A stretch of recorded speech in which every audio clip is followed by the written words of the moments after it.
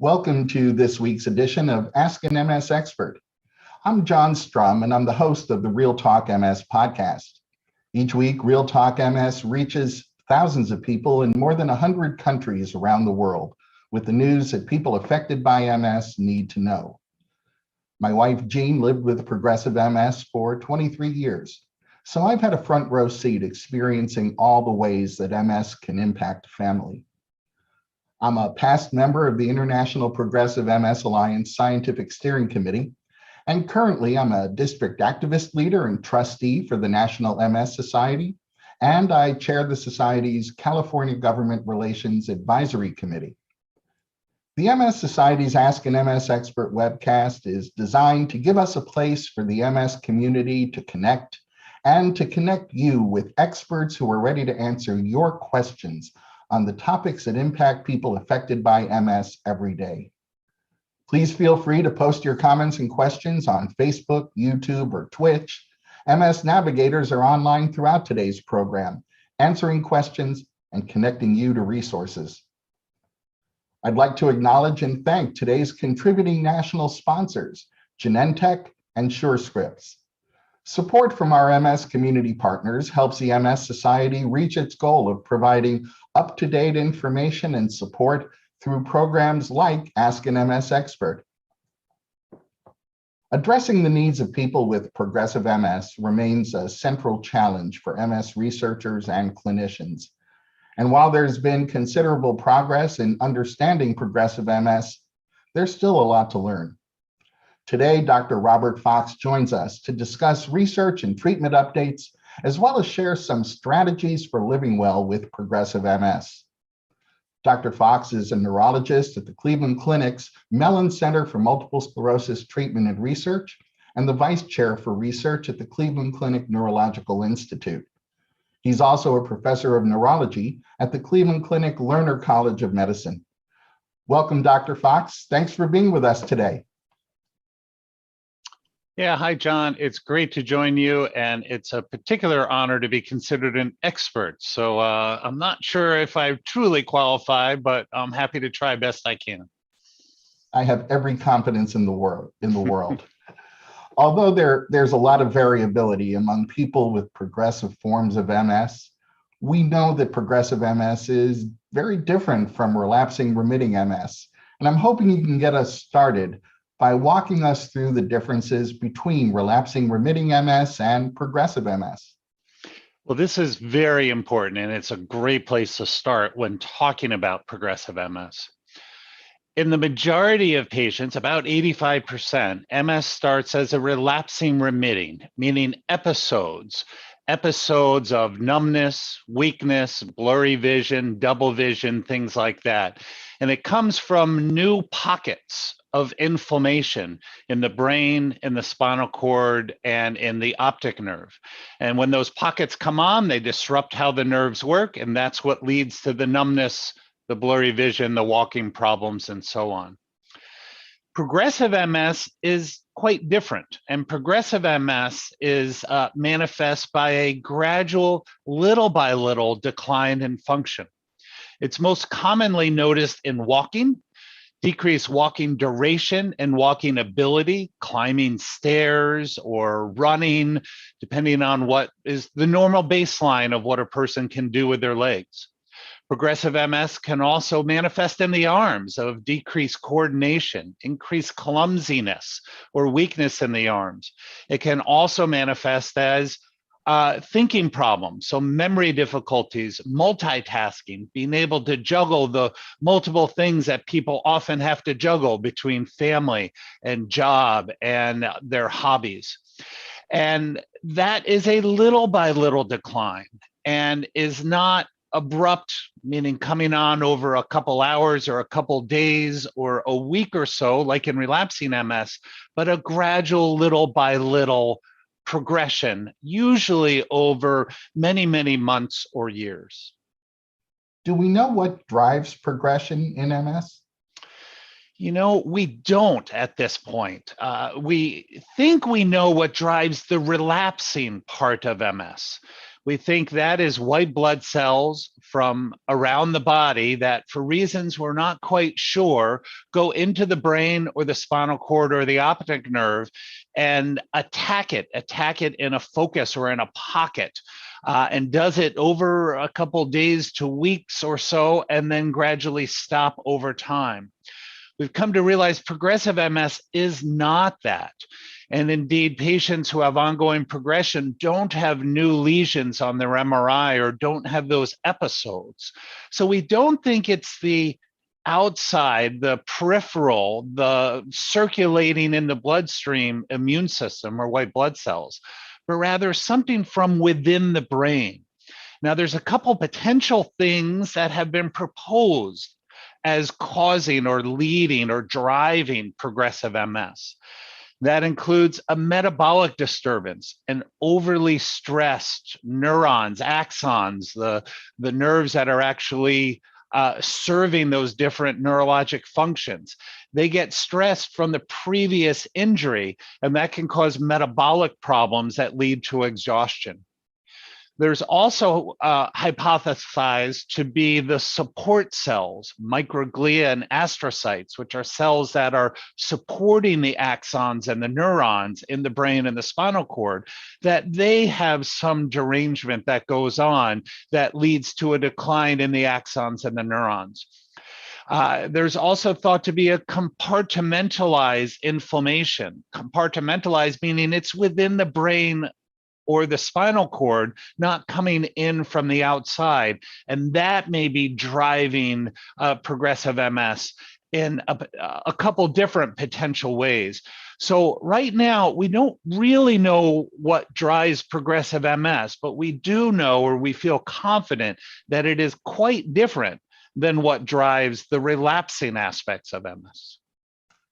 Well, I think you've already started answering this question. As its name implies, progressive MS is characterized based upon disease progression. What do we mean when we talk about disease progression, and how can someone know if their MS is progressing? Well, just over the last few years, as clinicians and scientists, we've tried to clarify and clean up our terms, our terminology when it comes to MS. And we are trying to keep two things separate, and that's disease activity and disease progression. So disease activity is what I mentioned at the beginning, those relapses, new episodes of numbness, blurry vision, double vision, and new lesions on the MRI. That's disease activity. Disease progression is that little by little insidious decline, decrease in ability to walk, inability to run, climb stairs, use arms, thinking, memory, multitasking. And just as the name might imply, it is a gradual little by little decline. Now, it doesn't mean there's that there are not better or worse days, and certainly patients will have days when things seem to just work better and days when things just seem to not work so well. We don't understand that well, and so the ebbs and flows can be a part of progressive MS. Now, to your question about how does someone know if they have progressive MS? They could ask their doctor, but their doctor is going to turn it right around to them and ask them, well, have you had a little by little decline in what you're able to do? Now, the easiest thing to measure or to detect is in walking and how our legs work. So patients will often say, I used to be able to climb up the stairs with an armful of laundry or items from the basement or my suitcase. And now I just can't do it, or I can only walk up half the stairs and I have to stop and wait a little bit and kind of collect myself and then walk up the rest of the way. Or I've had patients who say, after dinner, I used to walk around the block with my spouse and it's a mile around the block. And about a year ago, I would have to rest about halfway at a bench that's there. And then about 6 months ago, I would have to rest 2 or 3 times around the block. And now I just gave up because it was just too hard to walk around the block. And it's a gradual little by little decline. Now, that's the easiest way to measure it, or the most clearly defined for patients. At the other end of the spectrum is cognitive difficulties, multitasking, and memory difficulties. The problem with cognitive is not that it's not real, it's just that a lot of different things can cause cognitive symptoms to patients. So sleep disruption, anxiety, depression, they can cause the brain to just not work so well. And it's often difficult to differentiate what is cognitive symptoms from progressive MS and what is difficulties in getting the brain to do what you want to do because you're not sleeping well, or there's depression, or there's anxiety, or other stressors going on in life. We heard from Anna, who's been living with relapsing remitting MS for 10 years. And Anna's wondering if everyone with relapsing remitting MS will eventually transition to secondary progressive MS. And is there a test to detect that change? So the first question is easy. The second question is tougher, Anna. So the first question is no, we don't think that all patients with relapsing MS will eventually progress on to or evolve into progressive MS. We think if we can recognize relapsing MS early enough and intervene with effective therapies, we can prevent or delay, or maybe some combination of the two, patients evolving into progressive MS. So we do think by being aggressive up front in recognizing MS, diagnosing it, treating it, monitoring the treatments to make sure they're working sufficiently, and changing them if they're not, that we can decrease the proportion or the probability of patients evolving into progressive MS. Now, detecting evolution into progressive MS, that's really the patients telling us. And it is a subtle and sometimes hard thing to define. There was a study a couple years ago that looked in the medical records to identify how long it took a neurologist and their patient to figure out that the patient had progressive MS. And on average, it's about 3 to 3.5 years. So that's how long it takes to kind of get the, well, are things gradually getting worse? I'm not really sure. The examples I gave just earlier are pretty clear cut, but oftentimes things aren't quite so clear cut. So there isn't a specific test other than carefully asking patients, how are you doing? What changes do you notice in how you've been functioning? Managing progressive MS means following a comprehensive treatment plan and using preventive care strategies. Can you share some of the preventive care strategies that someone living with progressive MS might use? Yeah, so we know that there are many things that can impact how patients function with progressive MS. And we know that things can impact the progression itself. So there are other medical conditions that we have found through research to accelerate progressive MS, and things that you might be a little surprised about. So for example, diabetes and uncontrolled hypertension or high blood pressure can accelerate progressive MS. It can make the disease go faster than it otherwise would. So treating your other medical conditions like diabetes and high blood pressure can help slow progression.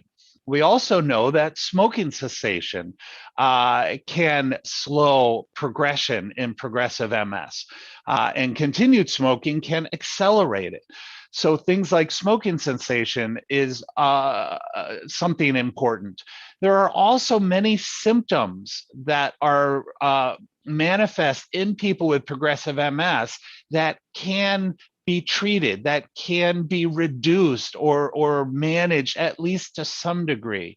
In fact, there are very few symptoms in patients with progressive MS that have no management, no mitigation strategies or treatments, whether it's medications or physical therapy or exercise or things along that line.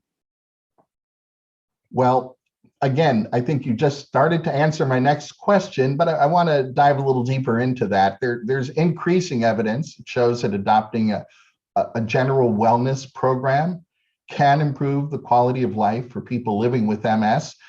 What types of healthy behaviors? I certainly heard smoking cessation, but what other types of healthy behaviors are important? And how does adopting these behaviors impact that MS progression and even overall lifespan? Well, treating ongoing medical conditions can be very important. As I mentioned, treating diabetes and high blood pressure, smoking cessation.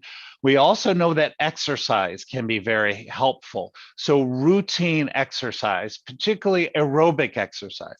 Now, sometimes patients will say, well, doc, I can't go running. I'm not able to run anymore. Or maybe they never were a runner. Well, the exercise can be graded or can be adapted to whatever you're able to do as exercise. It can be on a stationary bicycle if you're not able to walk sufficiently or walk safely. For those who aren't able to walk at all, it can be an exercise bicycle that their hands operate, a tabletop exercise bicycle. So there are exercise opportunities for almost any level of ability or disability in people with MS. Now, a common question is about diet. What diet can help with progressive MS? And that has been tricky. There is ongoing research going on, and there certainly are many different diets that have been put forward as potentially helpful in MS, including progressive MS. At this point, the best data that I've seen points to the so-called heart-healthy diet or Mediterranean diet, that diet that is high in fruits and vegetables and whole grains and low in animal fat, as being the having the most evidence to support being beneficial in progressive MS. You also chair the International Progressive MS Alliance Scientific Steering Committee. So let's talk about progress in research and treatment for progressive MS. But before we get into that, can you tell us what the International Progressive MS Alliance is and explain the role of the Scientific Steering Committee? Yeah, so the International Progressive MS Alliance is a global effort, a global collaboration between experts in conducting, designing research in MS, foundations that help fund and help promote our understanding of MS, industry partners, people living with MS, basically everyone around the world in different areas and fields that have relevant experience and expertise to help crack the nut of progressive MS. So it is a collaboration. It has representatives from many, many different countries, and it has a formal structure. The membership is driven by the individual MS societies of different countries. They have recruited in the MS experts. There are also industry forum members from pharmaceutical companies that also contribute, and people living with and affected by MS, like yourself, who is one of our people living with MS and affected by MS representatives on our scientific steering committee. The scientific steering committee is the kind of heart and soul of the alliance, and it is the group that defines what the alliance should be doing, what ideas it should be wrestling with, what projects it should be encouraging scientists to engage in, bringing together through workshops and through conferences, experts to try to discuss things that need sorting through, and identifying the pathways forward to solving some of these problems. At the end of 2021, the Alliance published a paper proposing a global research strategy to prioritize and coordinate efforts to find more and better treatments and improve quality of life for people living with progressive MS. Why is this call to action such an important step in advancing progressive MS treatment and research?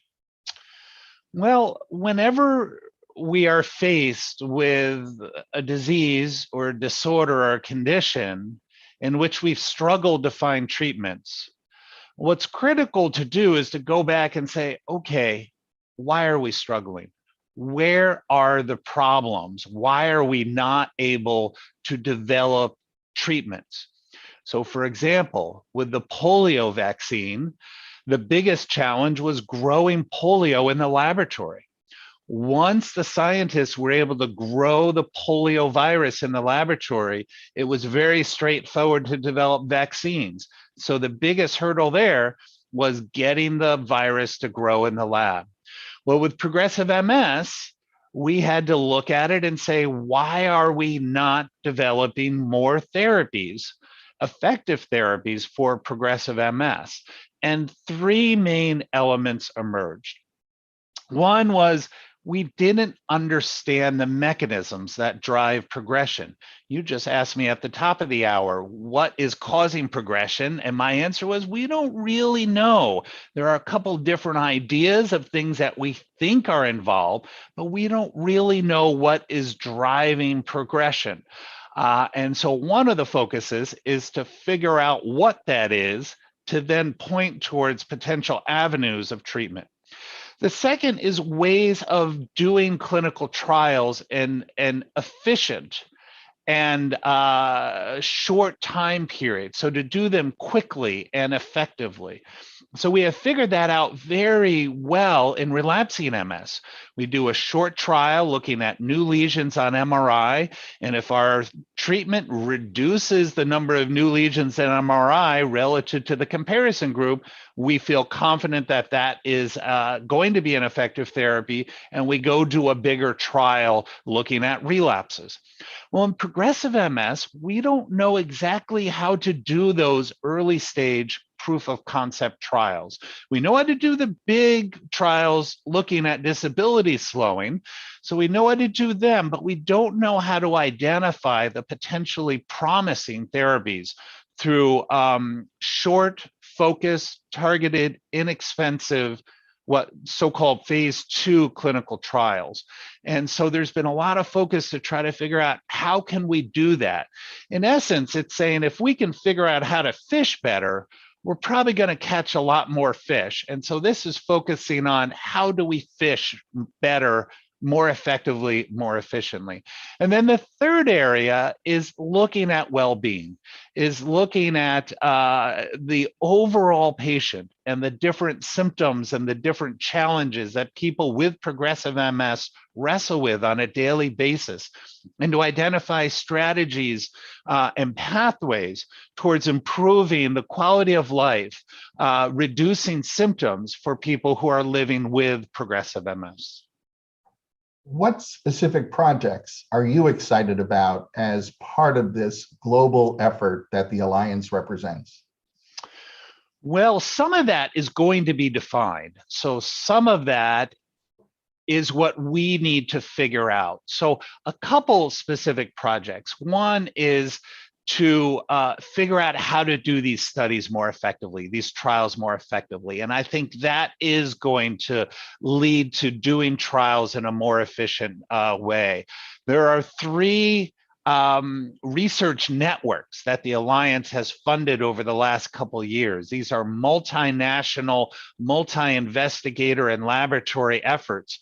Two focused on identifying potential therapies in the laboratory, using different laboratory approaches to find different therapies.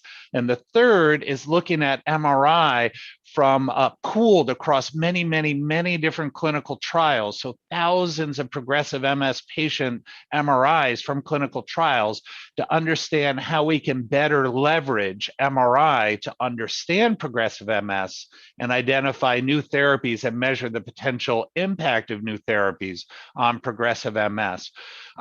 So those are very exciting. And where the Alliance has a really special opportunity is because it's global, because it has reaches into researchers in the laboratory, clinical researchers, clinicians, nonprofits, foundations that are providing funding, industry, and also connections into the government officials, the regulators who can help give input and guidance about developing therapies. That interconnection allows us to pull people together, in a way that really no other group is able to do, because no other group is as global and as interconnected across the whole spectrum of people involved in MS to try to wrestle with the important questions and to plot out pathways towards solutions. Well, we've already covered a lot of ground, and I know you've helped a lot of our viewers better understand what progressive MS is and what some of the challenges are in unraveling that mystery. Now, I'd like to ask you to share your top 3 takeaways that you'd like our audience to remember. Yeah, so I think first is that progressive MS is different from relapsing MS. Although, and we didn't go into this, but important to recognize there can be overlap. So we don't think of patients anymore as having either relapsing or progressive, either or, but it's really kind of, do you have active inflammation? Do you have evidence of relapsing now? And also at the same time, do you have evidence of progression? So it is somewhat separate, but we do see them overlapping in the same patient. Slowing progression in progressive MS is difficult. Our current therapies really are not doing nearly as much as we want with progressive MS, but we do have things that patients can do, like treating their other medical conditions, smoking cessation, exercise, dietary approaches, and that most symptoms of MS do have strategies that can reduce how bothersome they are and how disruptive they are to patients' everyday lives. Well, I want to thank everyone who submitted their questions today, and thank you, Dr. Fox, for being with us. Pleasure. Happy to join you.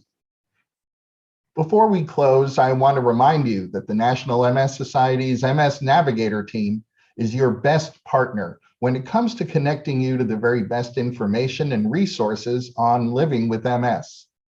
You can reach an MS Navigator by phone, email, or through the Society's website by chat.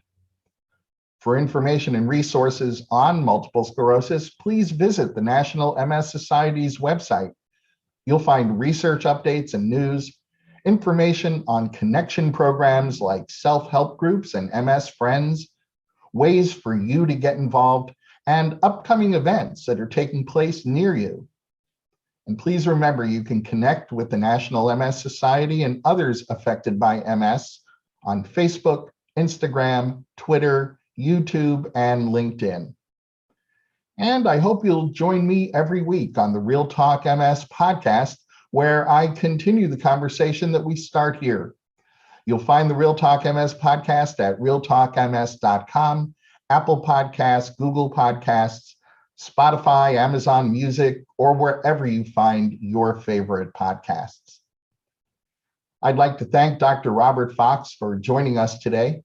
Please remember that a recording of this webcast will be available at the Society's website at nationalmssociety.org/MSexpert, as well as on Facebook and YouTube. I hope you'll join us at this same time for next week's edition of Ask an MS Expert. You can always find our upcoming program topics on the National MS Society's website.